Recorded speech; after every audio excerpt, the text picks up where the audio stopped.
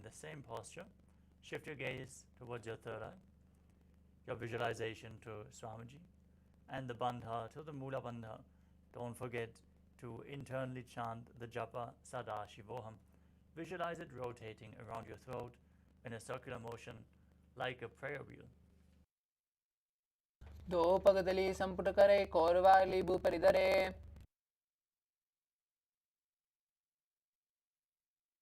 Next up is Suryasana. Now keep your knees wide apart and raise them up off the mat. Join your thumbs and little fingers as you open up your palms, resembling a lotus flower in Padma Mudra. Raise your arms up above your head and gaze through the gap in between the palms. Now visualize Lord Surya in your inner space and perform Uddiyana Bandha, the stomach lock, and Mula Bandha, the root lock in Suryasana. Erido goda tariane panapani betika punitane.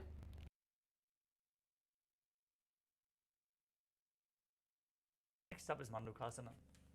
Now sit with your feet flat on your heels. Keep your knees apart and place your hands on top of the knees as you gaze to your third eye. Visualize yourself as a frog and press your tongue up against the palate of your mouth in Manduki Mudra. Breathe calmly through your nose in Sahajra Kumbhaka. You can stop the buzzing now as you perform the Mula Bandha in Mandukasana. पादतलौ पृष्ठदेशे अङ्गुष्ठद्वये च संस्पृशे ध्यानयोग्नं पुरस्कृत्य साधयेत् मण्डूकासनम्. Next up is Uttana Mandukasana. From the same sitting posture, bring your hands behind your back and hold on to opposite shoulders with your hands. Keep your elbows close to your head. As you keep visualizing yourself as a frog, gaze to your third eye, keep your tongue up in Manduki Mudra, and perform Uddiyana Bandha and Mula Bandha. Mandukasana मध्यस्थं कूर्पराभ्यां नितं सितः एतद्भेदवदुक्कानम् एतदुत्तानमण्डूकम्. Next up is Simhasana. Now cross your ankles and sit on your heels. As you visualize yourself as a lion, stretch your tongue out, exhale forcefully, and gaze to the tip of your nose. दक्षिणं सव्यगुल्पेन दक्षिणे तदेतरं हस्तौ च जान्यो संस्थाप्य स्वाङ्गुलिश्च प्रसार्य च. The next asana is Padasana. As you keep the soles of the feet together, toes pointing backwards with the knees spread, sit on your heels and cross your arms behind your back as you hold on to the big toes in Prana Mudra. Gaze to the tip of the nose, visualize Swamiji, and return to buzzing like a bee in Brahmari Kumbhaka as you engage Jalandhara Bandha and Mula Bandha. गुल्पौ च वृषणस्यादौ युत्क्रमेण समाहितः.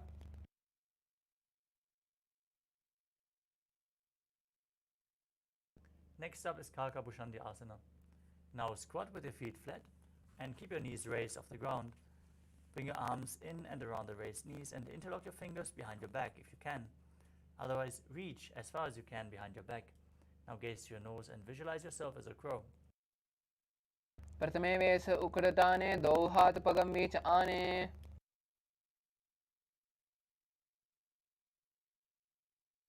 Next up is Kani Pavasana. Now place your hands flat on the ground, shoulder width apart. Bring your knees onto your arms towards your armpits as you lean forward and down.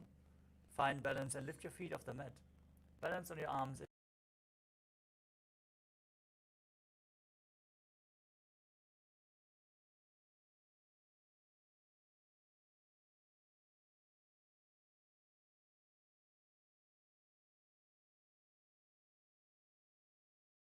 Blood pressure, take it slow with the inverted postures. If you need support, you can lean against the wall or ask a partner if they can aid you in this asana. Now place your hands on the ground, shoulder width apart. Bring your elbows towards your armpits and place your crown of the head onto the mat. As you lean forward, raise your hips up and then straighten your legs up straight. Gaze to your nose and visualize Swamiji in your inner space.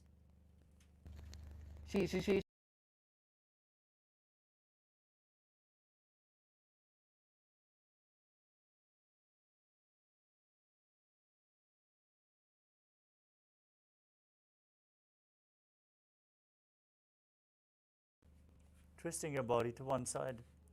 Lean forward and down onto your arms and extend your legs out to the side. As you balance, gaze to your third eye, visualize yourself as a peacock, and breathe in Rechaka Kumbhaka. Exhale all the way and hold your breath on all the exhalations in Paramashivoham. Mahā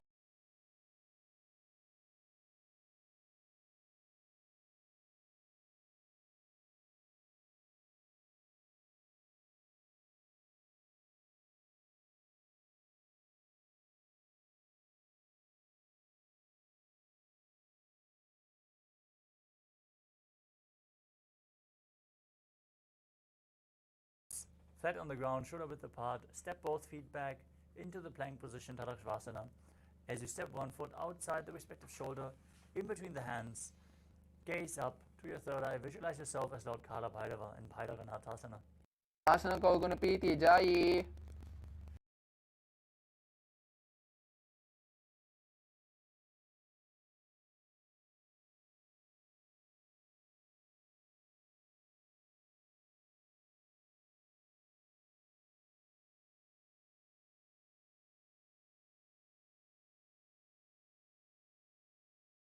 Visualize Swamiji in your inner space in Unmukha Pitasana. भून्यस्तौ जाननी हस्तौ चतुष्पदवान्मुखम् उत्तापिताग्रयुगलं चतुष्पदमभिरुका From Tadasana, rotate your body onto one hand and raise the other hand up towards the sky. Keep your core engaged, torso straight as you gaze upwards along the other arm and visualize yourself as Sage Vashishta in Vashishtasana. ऊर्ध्वकुक्कुटवासिष्ठं मरीचिहलमस्तकं परिवृत्तं चोदरस्य विविधं धनुरासनम् Now twist your body in the opposite direction. Repeat Vashishtasana on the other side. ऊर्ध्वकुक्कुटमाशिष्टं मरीचिहलमस्तकं परिवृत्तं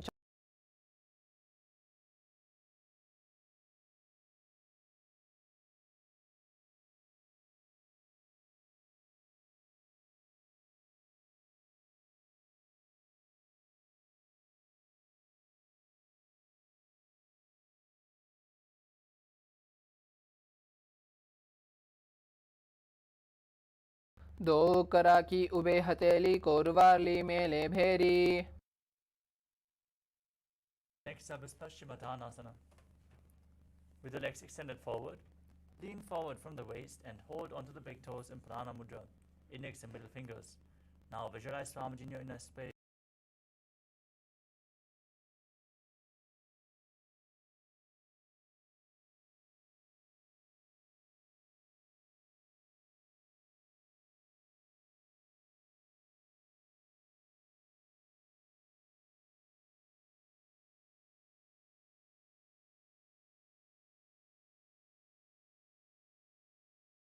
स्वपानिभ्यां दृढं धृत्वा जानोपरि शिरोन्यसेत्. From Ugrasana, bring one knee, one heel up towards the groin.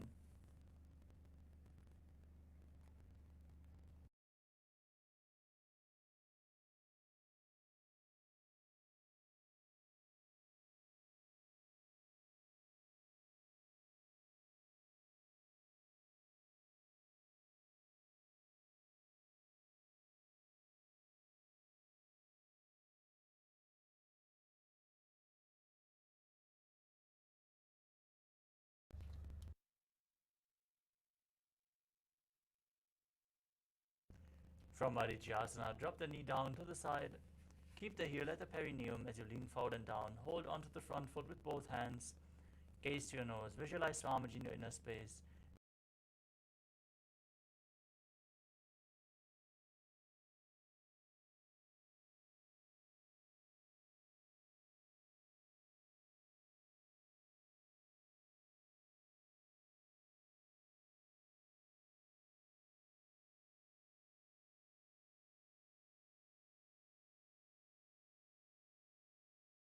Both legs forward. Bring the other heel in towards the perineum. Lean forward and down. Interlock your fingers behind your back in Marichyasana on the other side. उत्तानपादं क्रौञ्चं च मरीचिं वीरभद्रकं नटराजं त्रिकोणं च सुप्ताङ्गुष्ठप्रसारणे.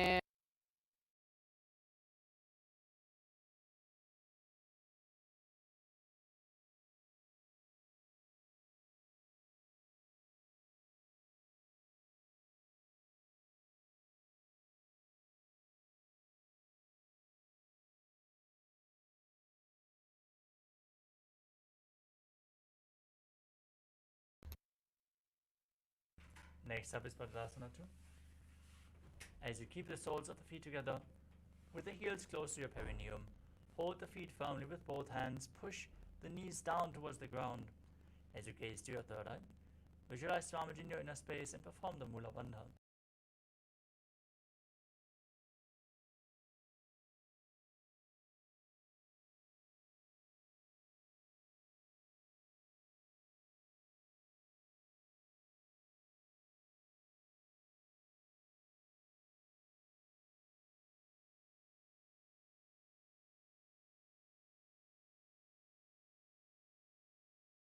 पूर्वचर Close to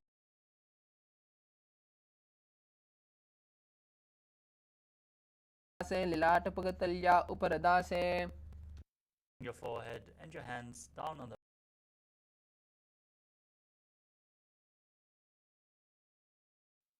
दो पगरेल संपुर करे से करे आने जा रे पसारे hands on the knee. Next up is समानासनमा balance. As you gaze the other foot against the perineum, opposite foot. यत्नतः Now new japa Om Nithyananda Suyasana. दावा पगा मोड़ी Visualize yourself as Sage Narada in Naradasana.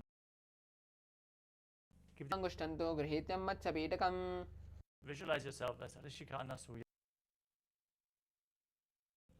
on your back in Garudasana. Aim on the heel and twist your elbows outside as you hold onto the shin and the big toe.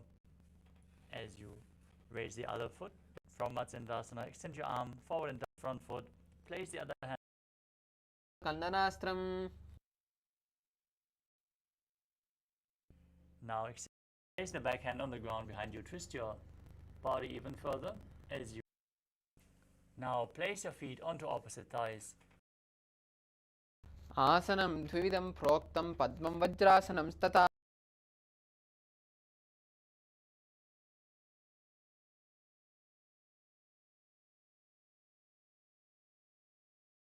Inner space in Baddha Asana. धरामवष्ट्यभ्यकरद्वयेन तत्कुरुपरि स्थापिनत् पार्श्वः As you visualize yourself as a peacock,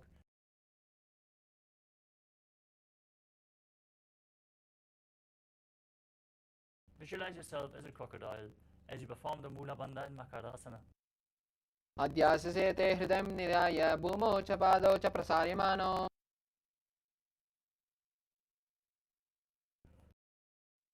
अध्याससे ते करयुग्मं वक्षो भूमिमवष्टभ्य करतलयोस्तराभ्याम्. Next up is Ushtrasana. As you lay on your stomach, hold on. Now still holding onto the feet, kick your legs back and up as you raise your chest. Gaze up towards your third eye as you visualize yourself as Pinaka, Lord Shiva's bow in Dhanur.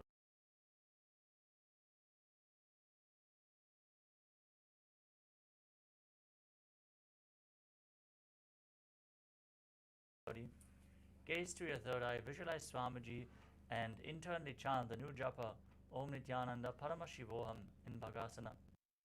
उल्टा मोड़ी पाव दो. Interlock your fingers as you place your crown of the head onto the mat.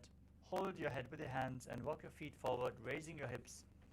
As you lift the feet off the ground, pull your knees in towards your chest. Try to touch your throat, touch your chin with the knees. As you gaze to your nose and visualize Swami.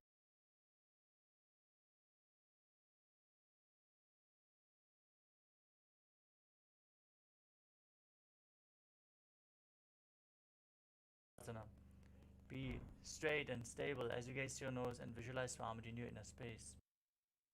विपरीतं मण्डलं च विदितं दिनः.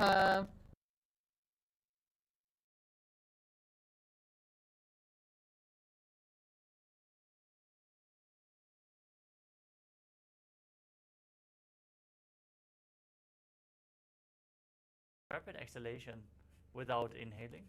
Push the air out from your abdomen in Bhastrika Kumbhaka. We're going to maintain this asana for the next few, this pranayama for the next few asanas.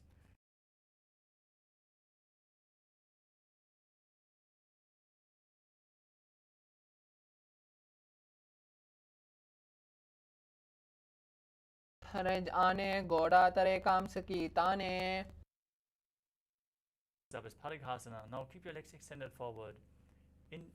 Place your hands behind your back, holding on to opposite shoulders. Gaze up towards.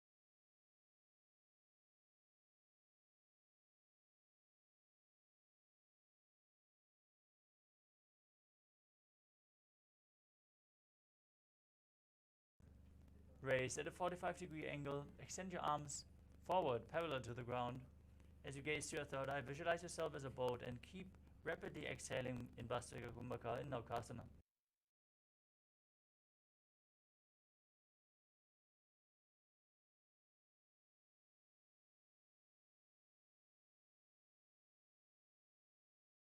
Them against your chest.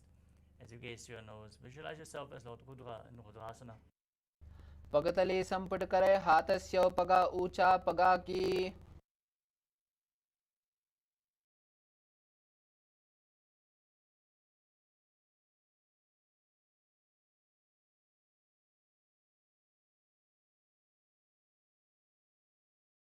Push your hips up. Engage the Mula Bandha and the Jalandhara Bandha. As you breathe in Murcha Kumbhaka, push the air out through the throat lock. Push the Kundalini Shakti to the higher centers. And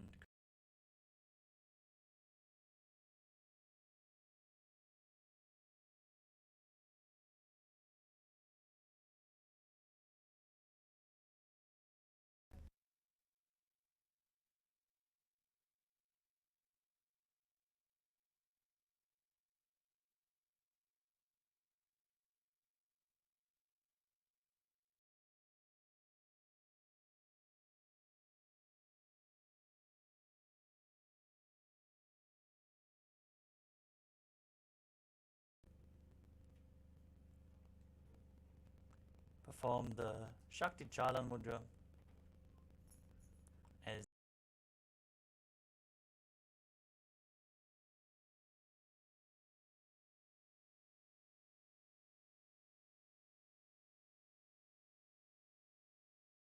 body and mind.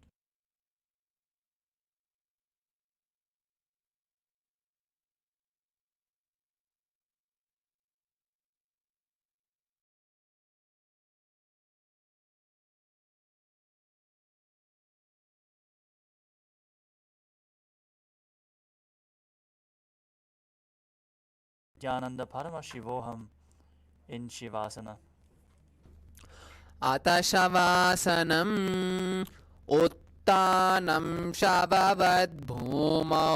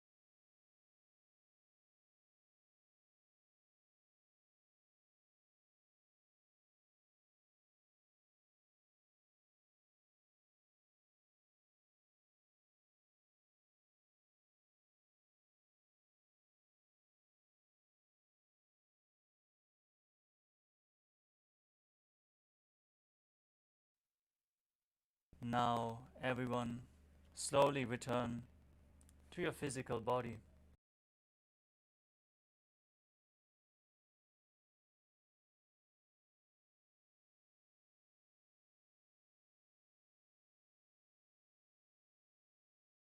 Body from side to side as you slowly return to a comfortable seated position.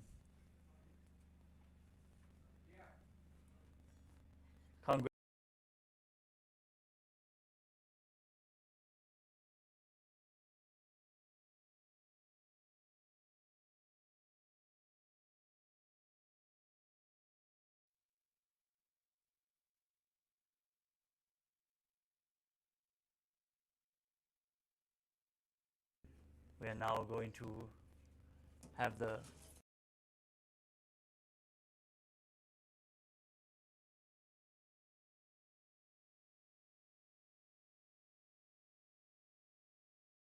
conclude today's Nithyananda yoga session with a Purna mantra.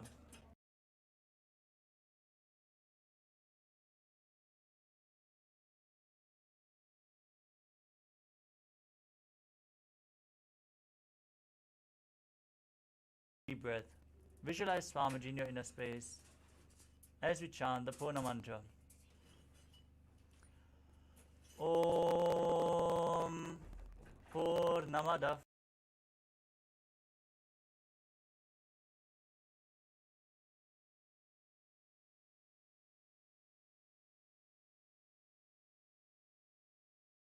Hari Om Tat Sat Sarvam Bhagavat Shri Nithyananda Paramaśiva Padukar Panamastu.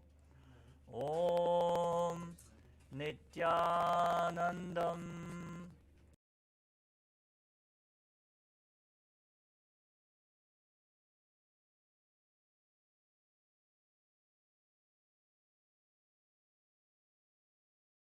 I bless you all. Let you all open all your three eyes and manifest the powers of Mahā Sadashiva. Om Nithyananda.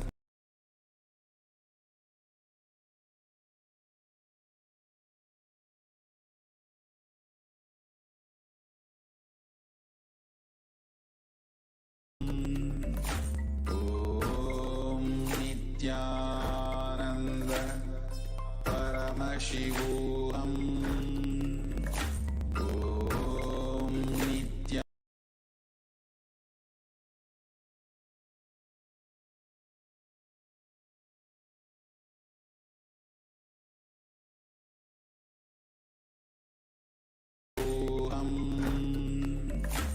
Om Nithyananda. Paramashivoham.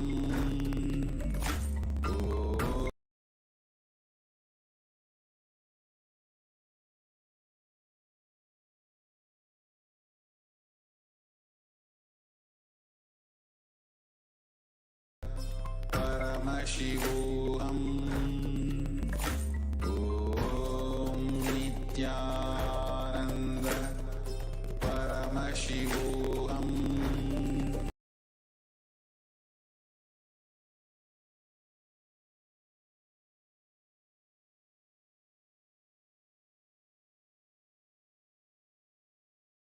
Ananda.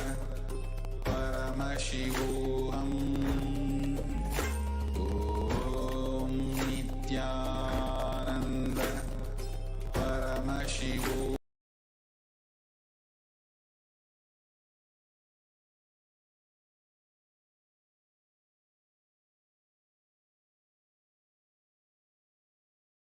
Om Nithyananda. Paramashivoham. Om Nithyananda.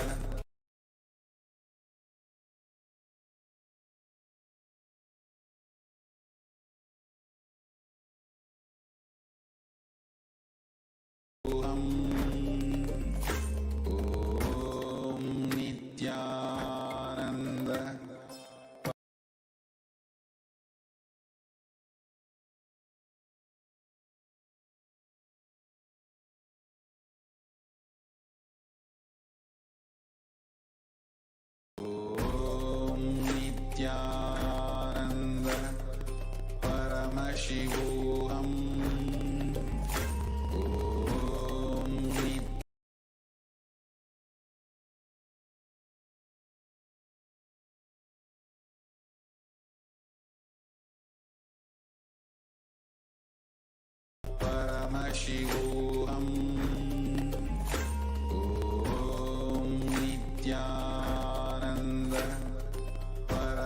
Paramashivoham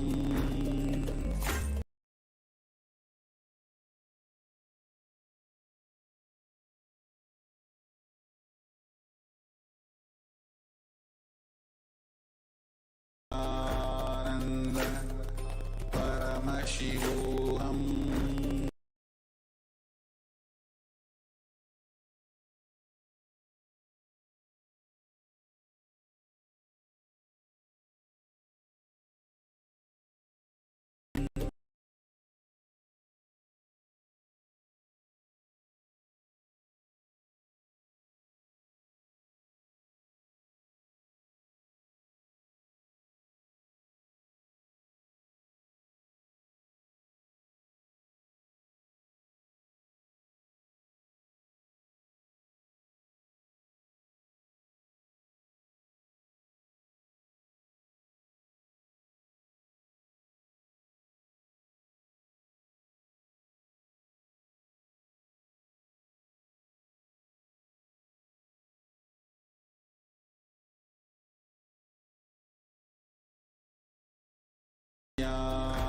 Ananda Paramashivoham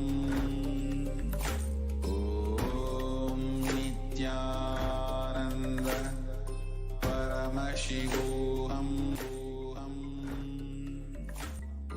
Om Nithyananda Paramashivoham Om Nithyananda Paramashivoham Om Nithyananda Paramashivoham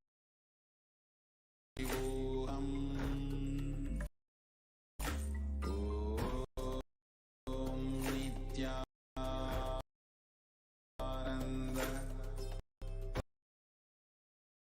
Paramashivoham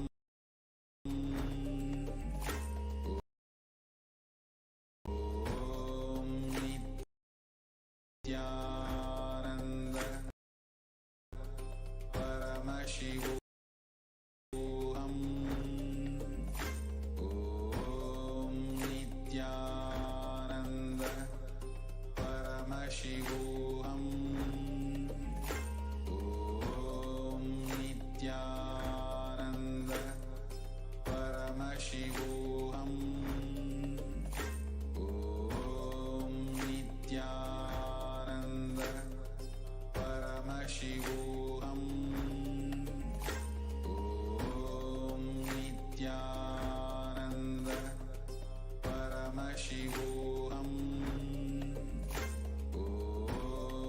Nithyananda Paramashivoham Om Nithyananda Paramashivoham Om Nithyananda Paramashivoham Om Nithyananda Paramashivoham Om Nithyananda Paramashivoham Om Nithyananda Paramashivoham Om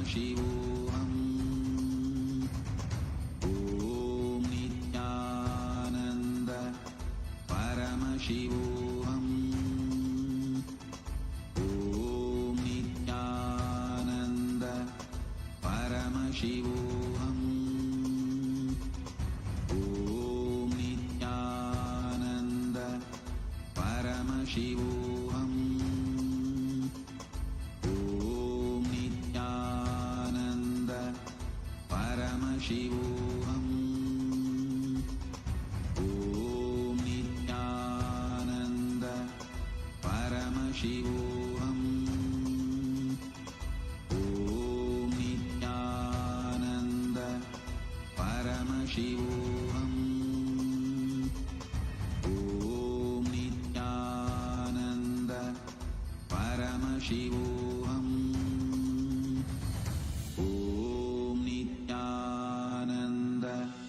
Your fears, incompletions, insecurities, nothing is needed for you to exist.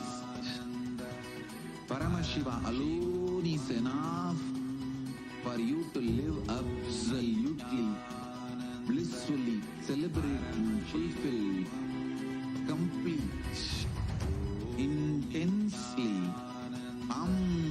Paramashivoham.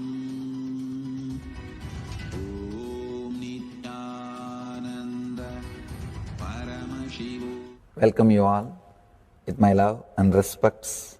Before entering into the sutras, I want all of you to just sit for a few seconds.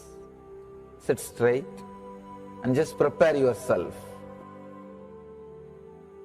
Because this understanding about which I am going to talk gave me the courage to leave the home.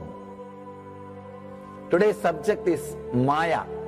Actually, many times, the young age I used to think I should leave the home, go around, live a sannyas life.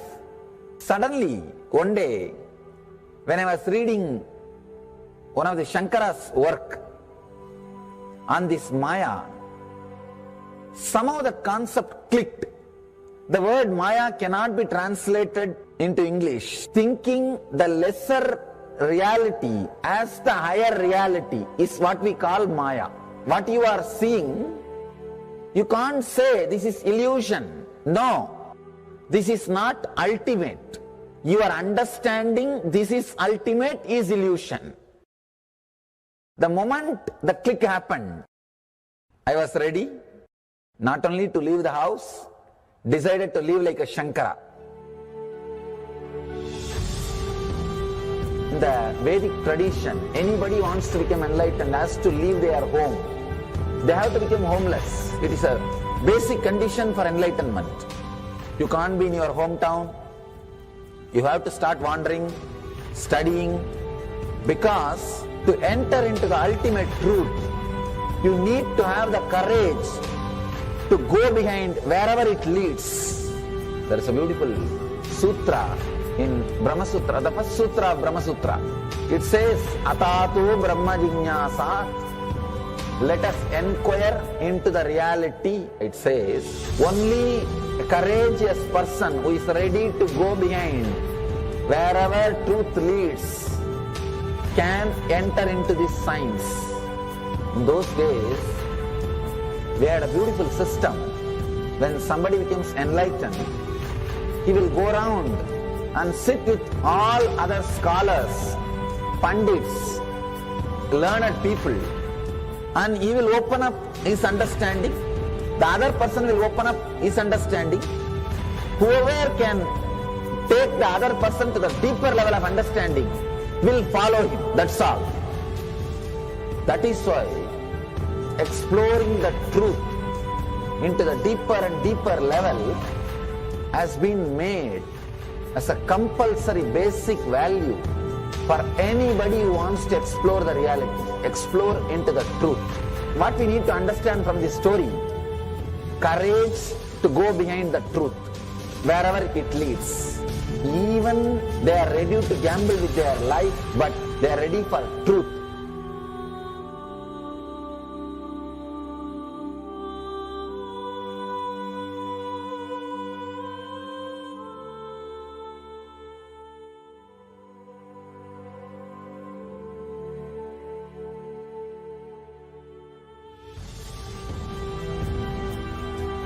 if you accept or start working on the reality, whatever you see can be Maya. It feels as if the ground on which you are standing is opening or giving way, is taken away. It needs courage. It may suddenly open a new door to you. You must be able to go into the door, only then you can see the next door. Because I am trying to reproduce the same understanding and experience which happened in me. Understand? When I understood that Maya, the concept of Maya, it gave me so much of joy and courage to do anything. I decided I will live like a Shankara. There is every possibility you will catch the glimpse. I am not telling you will run away from a home. You will have the same energy and excitement and liberation when you realize this truth. If this one concept Maya is understood logically by you, no suffering can make low curve in you. Nobody can exploit you easily. If you can just open that courage, this understanding can open new doors for you. If you understand this clearly, you will have the courage. If you have little courage, you will have understanding. It's like a circle. Who will start first? I represent Kailasa nation led by Supreme Pontiff of Hinduism, Sri Nithyananda Paramashivoham, which speaks on behalf of 2 billion Hindus around the world who do not have a voice representing them in these international forums.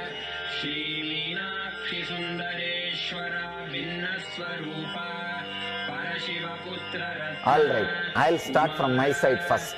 I'll give the understanding. Let you add courage to it. Let's enter into the sutra. Illusions deceive, colors circumscribe, even divisibles are indivisible. Look becomes Shiva.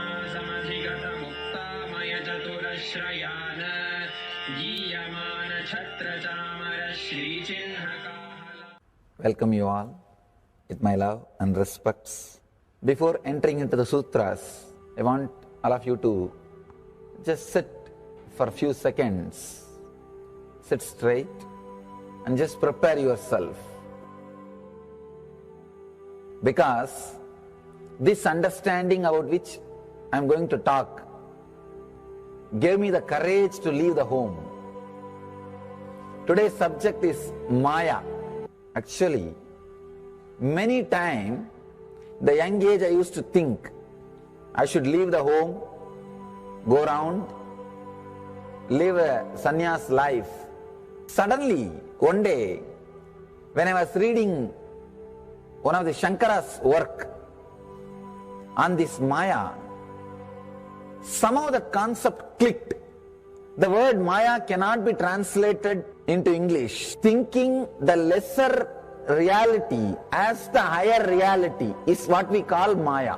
What you are seeing, you can't say this is illusion. No, this is not ultimate. Your understanding this is ultimate is illusion. The moment the click happened, I was ready not only to leave the house, decided to live like a Shankara. In the Vedic tradition, anybody wants to become enlightened has to leave their home. They have to become homeless. It is a basic condition for enlightenment. You can't be in your hometown. You have to start wandering, studying, because to enter into the ultimate truth, you need to have the courage to go behind wherever it leads. There is a beautiful sutra in Brahma Sutra, the first sutra of Brahma Sutra. It says, Atato Brahma Jinyasa, let us inquire into the reality. It says, only a courageous person who is ready to go behind wherever truth leads can enter into this science. In those days, we had a beautiful system. When somebody becomes enlightened, he will go around and sit with all other scholars, pandits, learned people, and he will open up his understanding. The other person will open up his understanding. Whoever can take the other person to the deeper level of understanding, will follow him. That's all. That is why exploring the truth into the deeper and deeper level has been made as a compulsory basic value for anybody who wants to explore the reality, explore into the truth. What we need to understand from this story, courage to go behind the truth, wherever it leads. Even they are ready to gamble with their life, but they are ready for truth.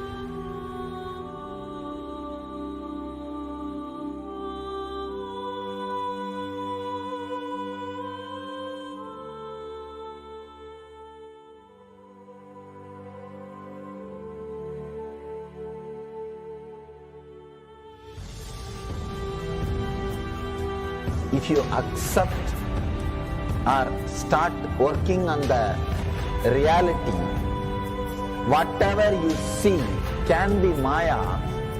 It feels as if the ground on which you are standing is opening or giving way, is taken away. It needs courage.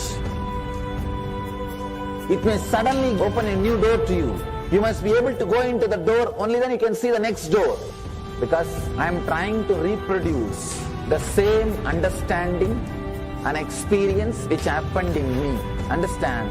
When I understood that Maya, the concept of Maya, it gave me so much of joy and courage to do anything. I decided I will live like a Shankara. There is every possibility you will catch the glimpse. I am not telling you will run away from a home. You will have the same energy and excitement and liberation when you realize this truth. If this one concept Maya is understood logically by you, no suffering can make low curve in you.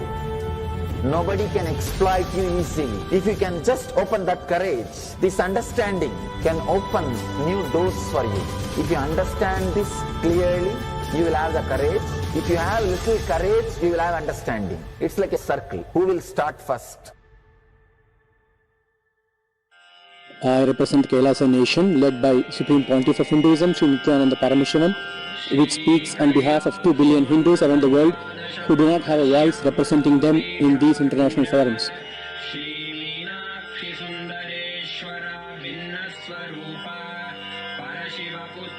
Alright, I'll start from my side first.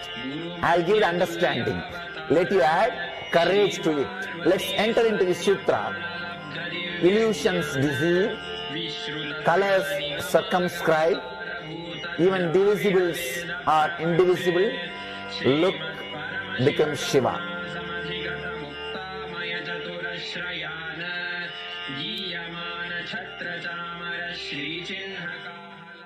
Welcome you all with my love and respects. Before entering into the sutras, I want all of you to just sit for a few seconds. Sit straight and just prepare yourself.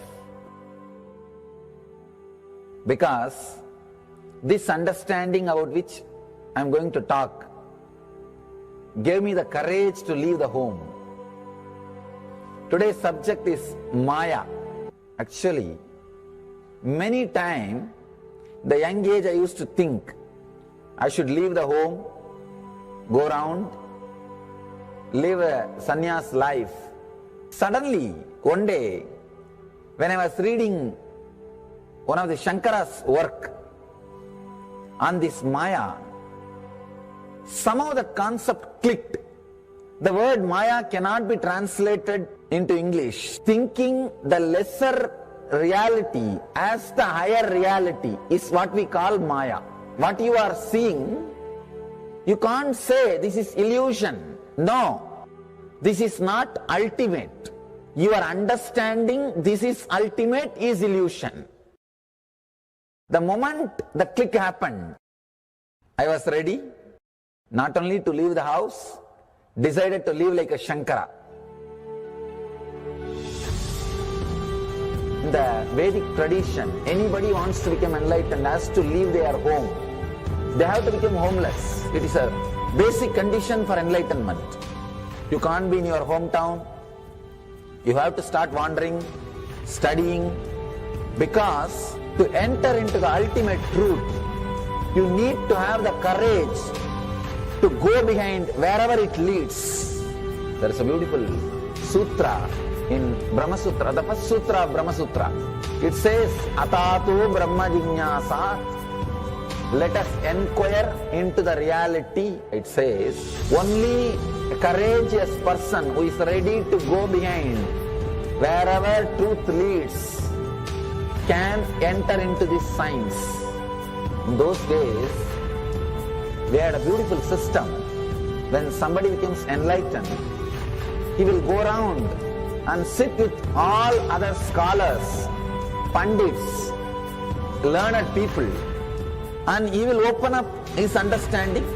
The other person will open up his understanding. Whoever can take the other person to the deeper level of understanding will follow him. That's all.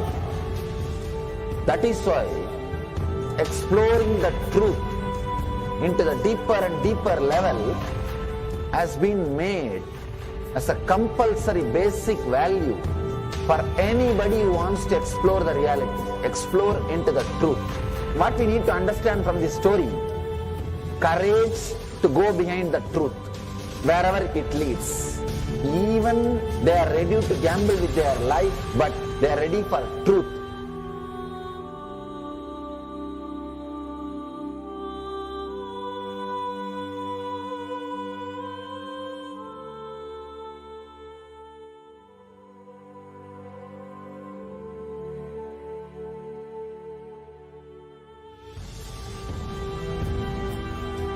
If you accept or start working on the reality, whatever you see can be Maya, it feels as if the ground on which you are standing is opening or giving way, is taken away.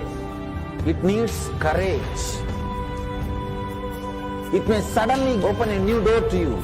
You must be able to go into the door, only then you can see the next door.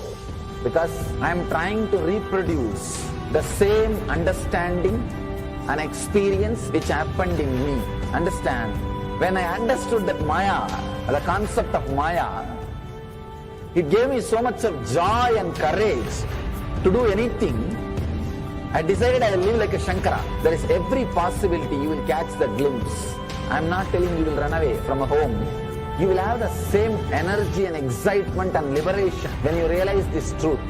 If this one concept Maya is understood logically by you, no suffering can make low curve in you. Nobody can exploit you easily. If you can just open that courage, this understanding can open new doors for you. If you understand this clearly, you will have the courage. If you have little courage, you will have understanding. It's like a circle. Who will start first? I represent Kailasa nation led by Supreme Pontiff of Hinduism, Sri Nithyananda Paramashivoham, which speaks on behalf of 2 billion Hindus around the world who do not have a voice representing them in these international forums.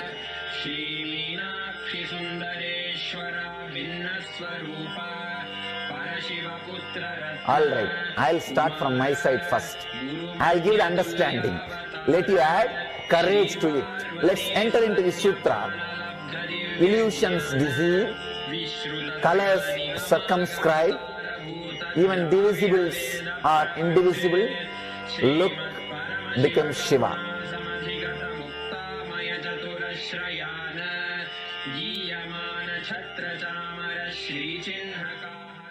Welcome you all with my love and respects.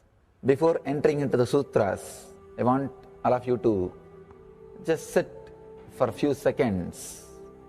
Sit straight and just prepare yourself.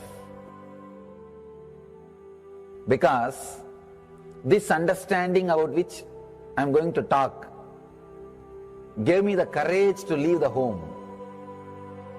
Today's subject is Maya. Actually, many times, the young age I used to think I should leave the home, go around, live a sannyas life. Suddenly, one day, when I was reading one of the Shankara's work on this Maya, somehow the concept clicked. The word Maya cannot be translated into English. Thinking the lesser reality as the higher reality is what we call Maya. What you are seeing, you can't say this is illusion. No, this is not ultimate. Your understanding this is ultimate is illusion. The moment the click happened, I was ready not only to leave the house, decided to live like a Shankara. In the Vedic tradition, anybody wants to become enlightened has to leave their home. They have to become homeless. It is a basic condition for enlightenment. You can't be in your hometown. You have to start wandering, studying, because to enter into the ultimate truth, you need to have the courage to go behind wherever it leads. There is a beautiful sutra in Brahma Sutra, the first sutra of Brahma Sutra. It says, Atato Brahma Jignasa. Let us inquire into the reality. It says, only a courageous person who is ready to go behind wherever truth leads can enter into this science. In those days, we had a beautiful system. When somebody becomes enlightened, he will go around and sit with all other scholars, pandits, learned people, and he will open up his understanding. The other person will open up his understanding. Whoever can take the other person to the deeper level of understanding will follow him. That's all.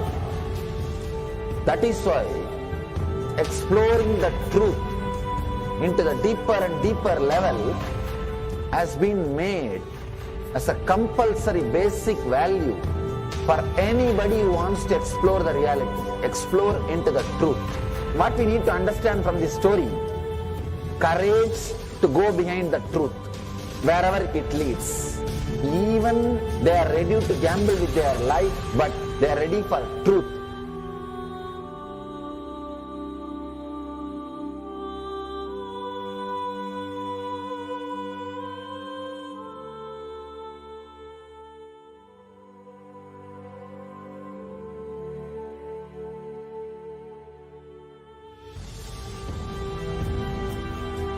If you accept or start working on the reality, whatever you see can be Maya. It feels as if the ground on which you are standing is opening or giving way, is taken away. It needs courage. It may suddenly open a new door to you. You must be able to go into the door, only then you can see the next door. Because I am trying to reproduce the same understanding and experience which happened in me. Understand? When I understood that Maya, the concept of Maya, it gave me so much of joy and courage to do anything. I decided I will live like a Shankara. There is every possibility you will catch the glimpse. I am not telling you will run away from a home. You will have the same energy and excitement and liberation when you realize this truth. If this one concept Maya is understood logically by you, no suffering can make low curve in you. Nobody can exploit you easily. If you can just open that courage, this understanding can open new doors for you. If you understand this clearly, you will have the courage.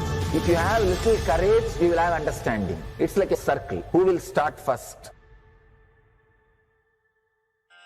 I represent Kailasa nation led by Supreme Pontiff of Hinduism, Sri Nithyananda Paramashivoham, which speaks on behalf of 2 billion Hindus around the world who do not have a voice representing them in these international forums.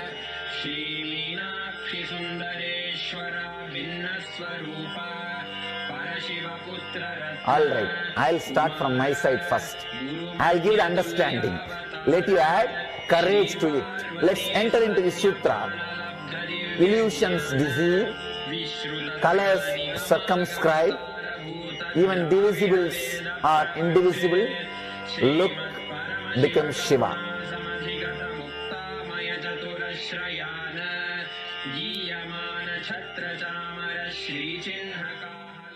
Welcome you all with my love and respects.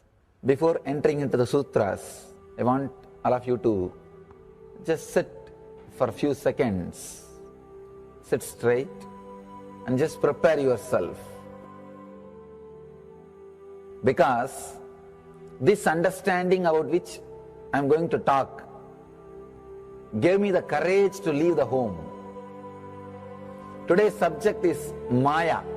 Actually, many times, the young age I used to think I should leave the home, go around, live a sannyas life. Suddenly, one day, when I was reading one of the Shankara's work on this Maya, somehow the concept clicked. The word Maya cannot be translated into English. Thinking the lesser reality as the higher reality is what we call Maya. What you are seeing, you can't say this is illusion. No, this is not ultimate. Your understanding this is ultimate is illusion. The moment the click happened, I was ready not only to leave the house, decided to live like a Shankara. In the Vedic tradition, anybody wants to become enlightened has to leave their home. They have to become homeless. It is a basic condition for enlightenment. You can't be in your hometown. You have to start wandering, studying, because to enter into the ultimate truth, you need to have the courage to go behind wherever it leads. There is a beautiful sutra in Brahma Sutra, the first sutra of Brahma Sutra. It says, Atatu Brahma Jinyasa. Let us inquire into the reality. It says, only a courageous person who is ready to go behind wherever truth leads can enter into this science. In those days, we had a beautiful system. When somebody becomes enlightened, he will go around and sit with all other scholars, pandits, learned people, and he will open up his understanding. The other person will open up his understanding.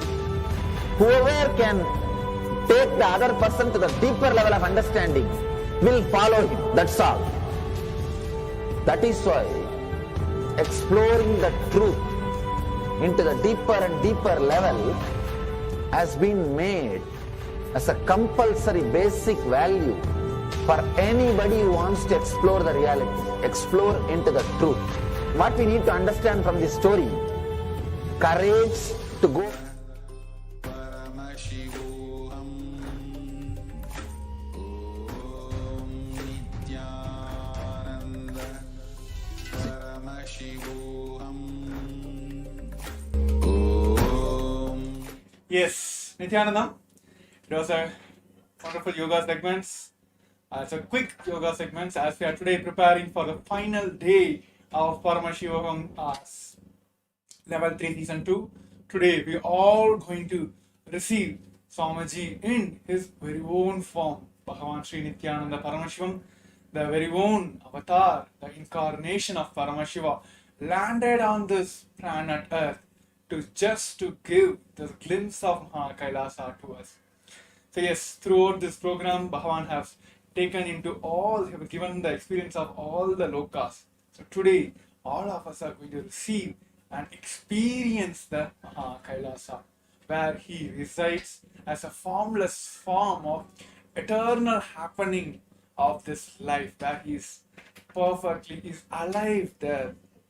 So yes, today we are all going to receive from the Supreme Point of Hinduism the darshan of Bhagavan Sri Nithyananda Paramashivam and also experience the Mahā KAILASA. I think the viewers and all of us are wanting to experience this Mahā KAILASA. So here is the place where he becomes the formless and gives the experience of that formlessness to all of us. So still a few participants, the cameras are turned off. Request all the participants to get ready.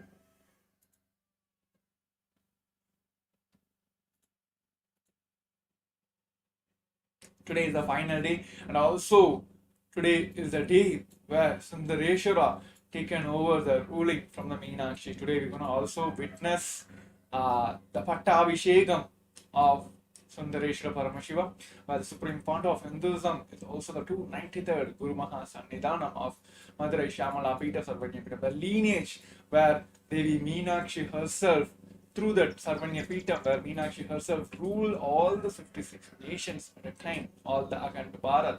So today we are all going to witness, it is like kind of power packed, multiple darshans, multiple experience we are all going to witness today.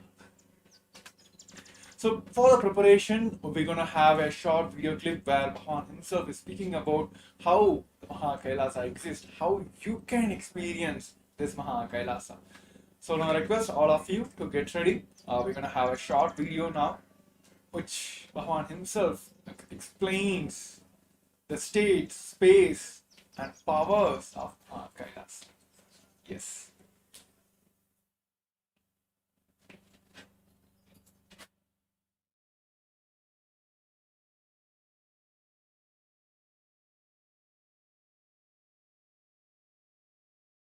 Los Angeles Kailasa is one of the connection points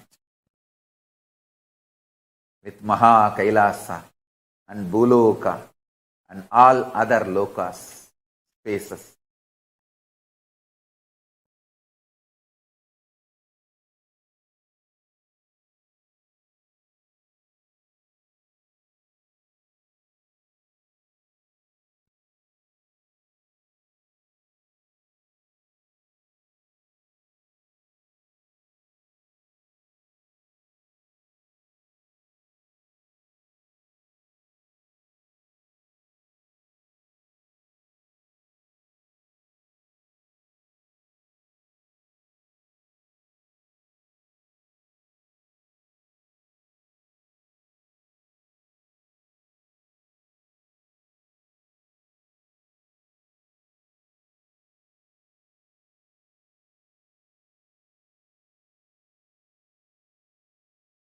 Los Angeles Kailasa is literally place where Paramashiva's being exists.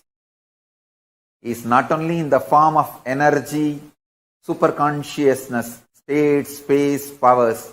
He is in the very form of that being.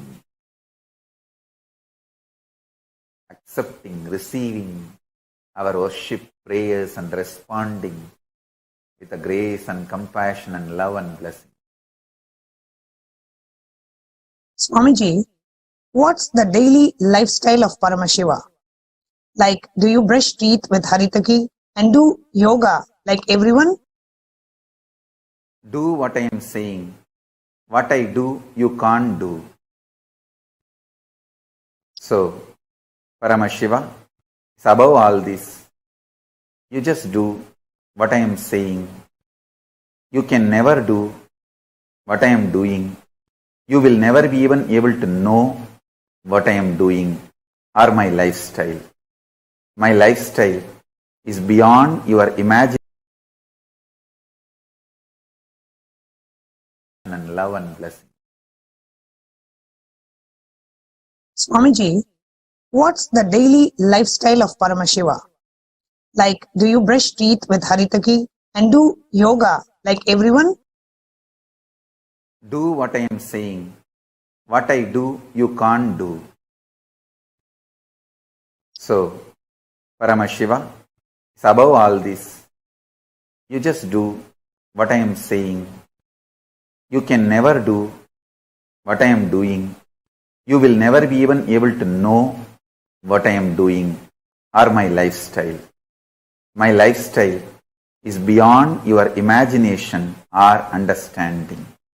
How to enrich husband and kids who are not open to see how awesome Swamiji is, and how they should not miss the opportunity to connect with him in this lifetime. Understand? You just need more intense tyaga. If your family, friends, whom you really love, who you really want that they should connect with Paramashiva, myself, and the lifestyle I am manifesting. But if they are not getting connected, the message I am sending for you is you just need little more tyaga. Your tyaga, sacrifice, need to become more intense. Bring more tyaga towards Paramashiva. Learn to sacrifice. Do tyaga more and more for Paramashiva. Your tyaga will inspire them. Make them understand the higher existence. With your tyaga, I will manifest my powers. That will inspire them. Make them understand the higher way of existing. They will automatically be connected to me. Pranams at your divine lotus feet.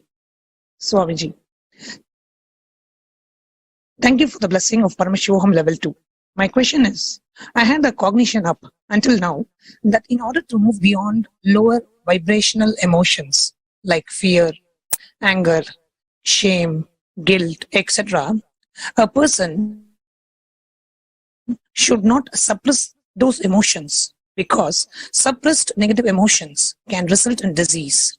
Instead, to move beyond those negative emotions, a person has to move through them. When you say to do tyaga on emotions like fear, for example, how can I be sure I am doing tyaga and not just suppressing the emotion? Can you help me understand what it means to do tyaga on emotions? Thank you, Swamiji.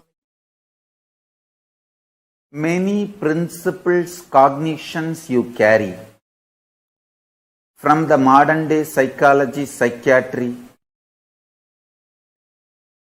psychosomatic, so-called sciences are disastrous, dangerous, destructive, demonic. Those cognitions came from sick mind to keep the humanity sick forever. This is the largest psychological terrorism done on humanity. Modern day psychology is the root cause of all the psychological sickness of humanity. The false, wrong principles they taught are the reason for all the sufferings of the modern day humanity. Tyaga is not suppression. That's the first truth you need to know. Second truth, you can never go through them and come out of them. Third truth, renounce everything you know about you. From the modern psychology, it is sickening. You are consciousness. Learn from me, the creator of you. I am giving you the owner's manual. Vedas and Agamas. Learn from me. You are consciousness.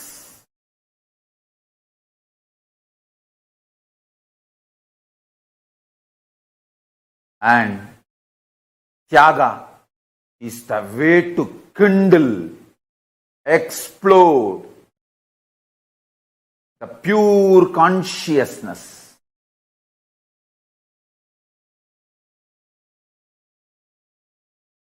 Sacrifice even the idea.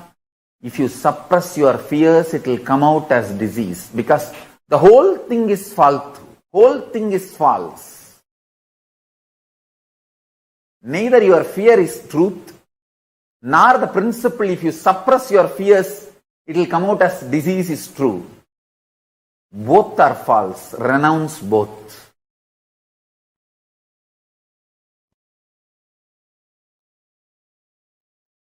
Modern day psychology is the greatest psychological terrorism done on human beings. Modern day psychological principles are the reason for all the psychological disease and sufferings of humanity. Learn about you, your body, your mind, everything from me, the Creator. I have given you the owner's manual in Vedas and Agamas. Learn only from that source, not from blackmailers. Don't learn about you from blackmailers. Learn about you from Creator, Liberator. I am your Creator and I am your Liberator. Learn from me, Veda Agamas, not from blackmailers and deluders. Psychiatric doctor and patient relationship is equivalent to disciple-disciple relationship. Deluded, trying to guide another one deluded. Blind tries to lead the blind.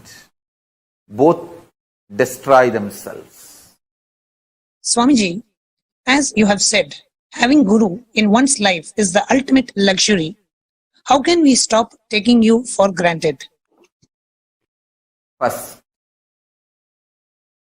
stop all disciple-disciple relationship which gives you either perverted or lower understandings about Guru and his actions and his existence. Second, stop allowing people to poison you who claim they know more about Guru than you because they lived around him or they were closer to him or closer to his body, near to the place where he was living, all that. Stop any form of relationship with any abuser, accuser, or who looks at Guru lower than the way you connect with him. Third, Guru-disciple relationship is just between you and him. There cannot be comparison. Comparing others' relationship with him, there cannot be silly emotions like attention need or any comparison, jealousy between you and your Guru's relationship. Do not allow third person to enter between you and your Guru's relationship. Fourth, operate from the reality, truth. What you sacrifice, do tyaga for him. He showers billions and trillions times more on you.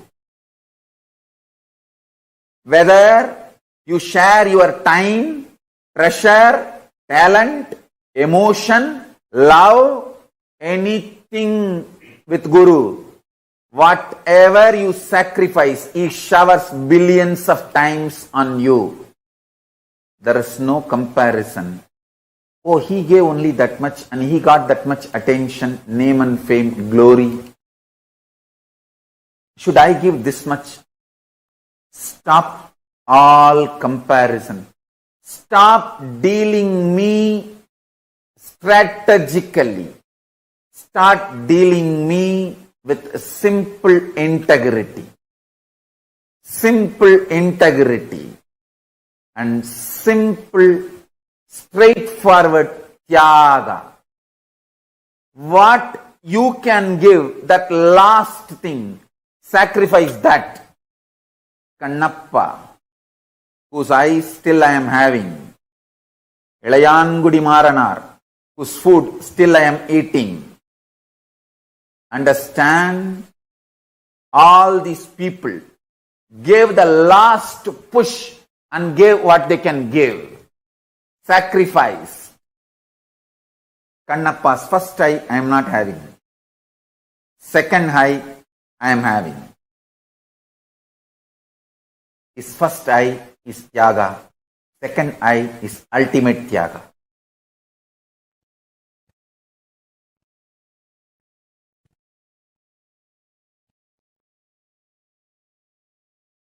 When Ilayaan Gudi Maranar and his wife cooked food for me, they tied cloth on their nose because they did not eat for 3 days. If they smell the food, their mouth may give saliva, so food will be dirtied because mentally they wanted to eat. Uchishta. So they tied the cloth and cooked for me. That Tyaga still I am enjoying. Understand? The relationship between you and me is absolute Tyaga based. You give your ultimate, I give my ultimate. It is not strategic. It is Tyaga. Undeniable Tyaga. I don't care who gives what. Is it the last thing he is giving? That is what I care. Millions of people give food. I don't eat. Ilayaan Gudi Maranar. The last seed rice he had, he cooked and gave. That is the last he has. That decision, that will persistence, that Tyaga is what I am enjoying. And I showered myself for him, on him forever.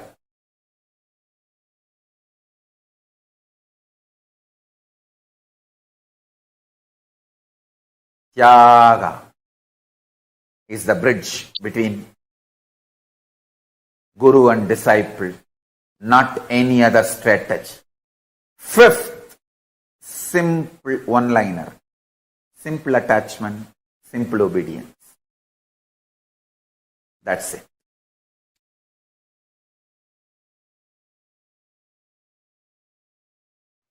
I want all of you to know, listen.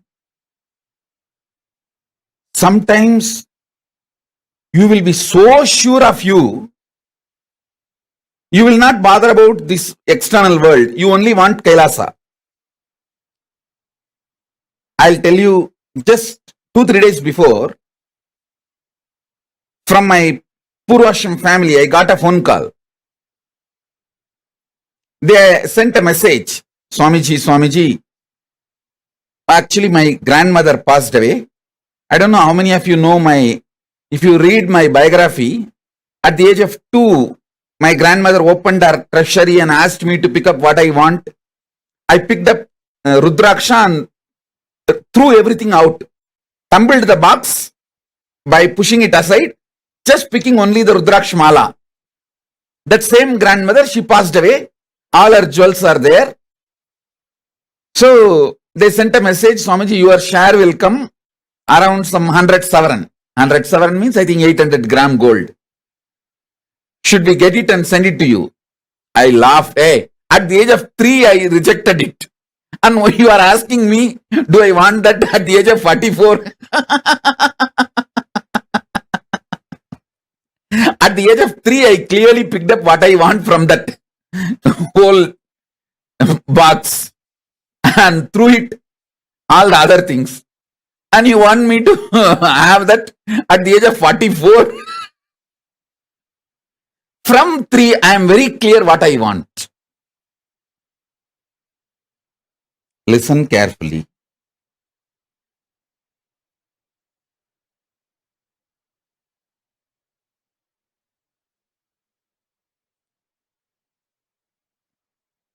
The consciousness I carry now, at this moment, is Turyatita. Listen.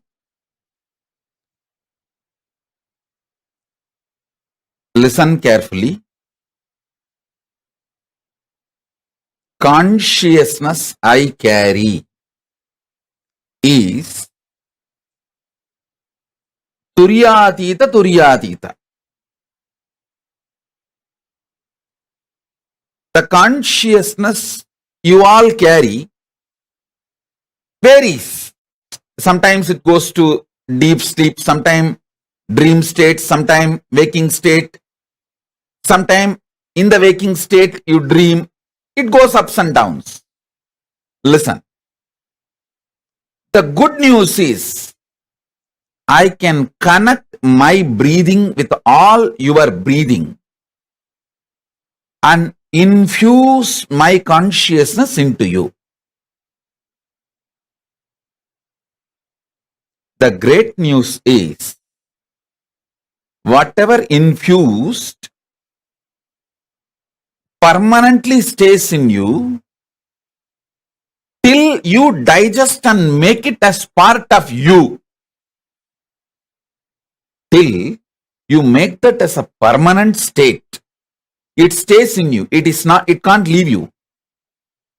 Once I breathe this Turyatita into you, means the enlightened consciousness into you, the seed cannot be killed. It stays inside you till you allow it to sprout and come out. See, in Indian villages, mothers will frighten the kids saying, don't swallow the seed of any fruit like a grape. Any fruit when they give, they will tell, hey, you should not swallow the seed. You should put the seed out, spit it out. If you swallow the seed, the tree will grow inside your stomach and through the nose, ears, all that branches will come out. How many of you heard this?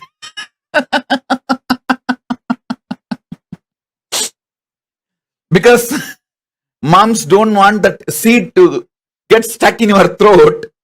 They will always tell this. In all Indian villages, they will tell this story. You should not eat that seed. If you eat that seed, that tree will sprout in your stomach and then branches will come out through your ears, nose and mouth. So listen,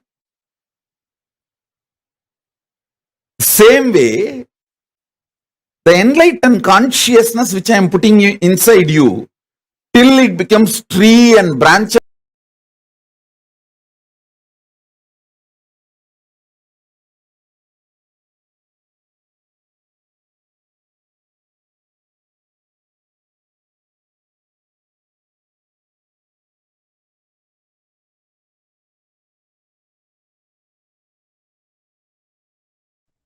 Swamiji so beautifully revealed to all of us about the space of Mahā KAILΑSA. What does it mean to manifest that formlessness inside of us? What did each of you click with in what Swamiji revealed just now? Can I request all the participants to share? I see so many hearts, so many messages on the chats. What did each of you understand as a space of Mahā KAILΑSA?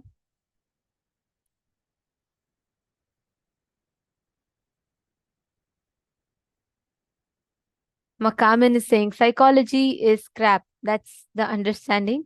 That's right. Swamiji said, like Swamiji revealed, the space beyond all our cognizance, understanding what we exist, all of that. Ma Dahanananda has put, decided to live like Shankara. So very beautiful.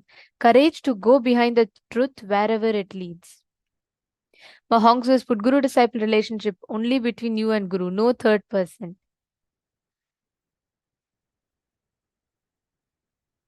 Beautiful. See, the space of Mahā KAILΑSA is the ultimate space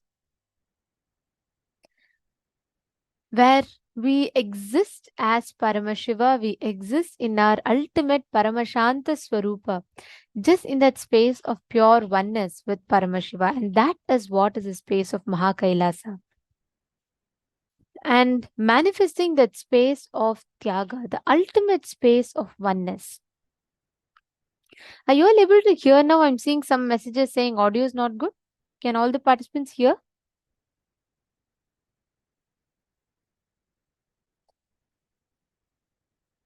Okay, great. So now, Swamiji had revealed in this for all of us a very, very important truth.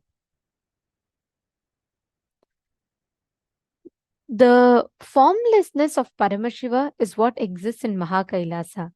You need consciousness, the free will, which can do right or wrong to move to enlightenment zone or the highest planes. The moment you move to the higher planes, you will experience the space of enlightenment where there is nothing other than you that exists. That is just pure enlightenment, the state of enlightenment. And what is the way? The password to connect to Mahā KAILΑSA is Mahavakya. And Mahavakya is the space that opens up our Dwadashanta, which is 3 fists or 12 fingers breadth above the Sahasrara chakra is the Dwadashanta. And literally Dwadashanta is the portal that opens us up, points that opens us up to connect to Mahā KAILASA. So there are multiple connecting points. So far, of course, one is the Biddi banyan tree.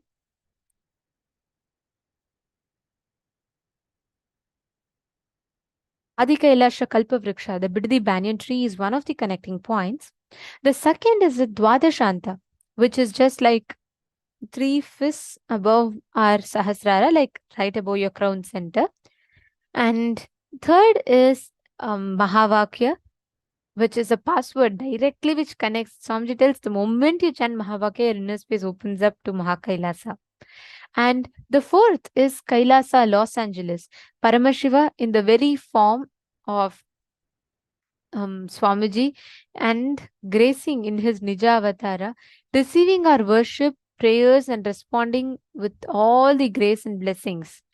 So yes, Mahavakya, Dwadashanta, Los Angeles Kailasa, Biddi Kalpavriksha, all of them are a password to connect to Mahā KAILASA and a direct connecting point. Now, each of us are going to be connecting with Paramashiva. Just sit straight.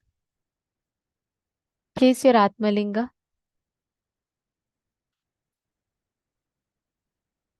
Like a password. Mantra means unconsciously, continuously, it keeps going inside of you. No. Swamiji tells you, it's like you thinking about brinjal and chanting the mantras. It's not like mantra. It is just a declaration. Like how for you to sign into your Gmail, you use a password. For you to unlock your phone, you use a password. Right? Same way. Just chant the Mahavakya. Intensely chant the Mahavakya.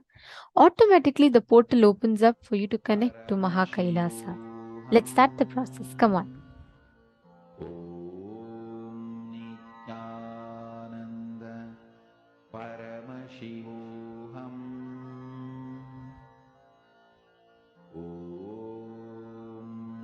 Nithyananda Paramashivoham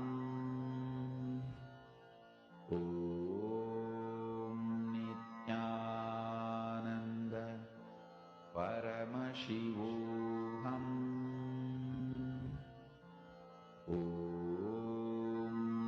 Nithyananda Paramashivoham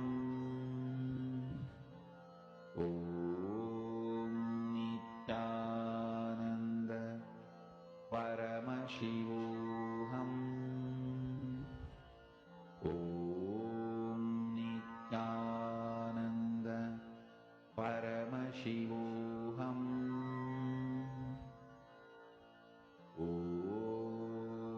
Nithyananda Paramashivoham